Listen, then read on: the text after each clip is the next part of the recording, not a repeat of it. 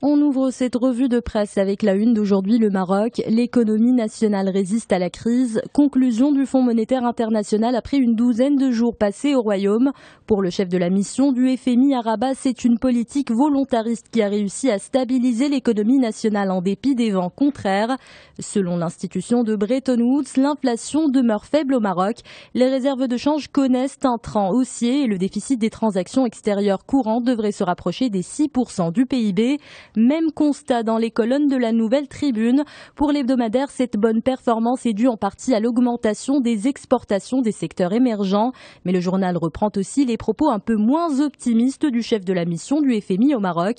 Après une récolte exceptionnelle en 2013, la production agricole a diminué, a rappelé Jean-François Dauphin.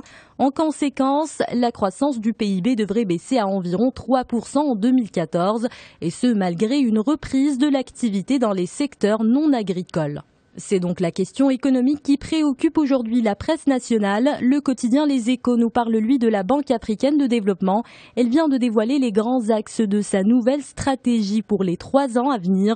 Pour le journal, l'institution panafricaine accompagne le mandat d'Abdelillah Benkiran, car dans la nouvelle rhétorique de la banque, 2 questions émergent, celle de l'amélioration de la gouvernance et le renforcement des infrastructures.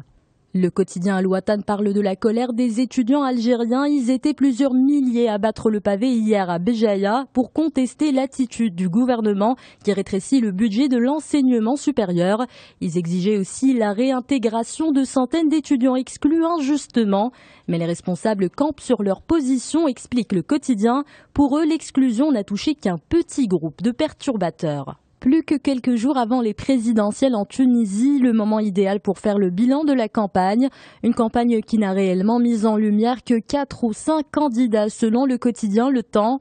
Les 20 autres sont passés inaperçus.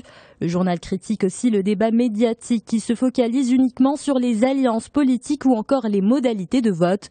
Pour l'auteur de l'article, il y a aujourd'hui un sujet bien plus important, la question sécuritaire.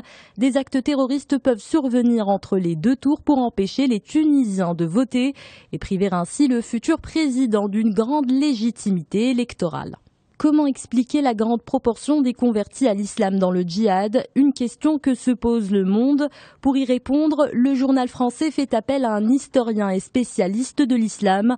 Pour Jean-Pierre Filiu, le discours d'organisation comme l'État islamique ne peut prendre que chez les personnes sans culture musulmane.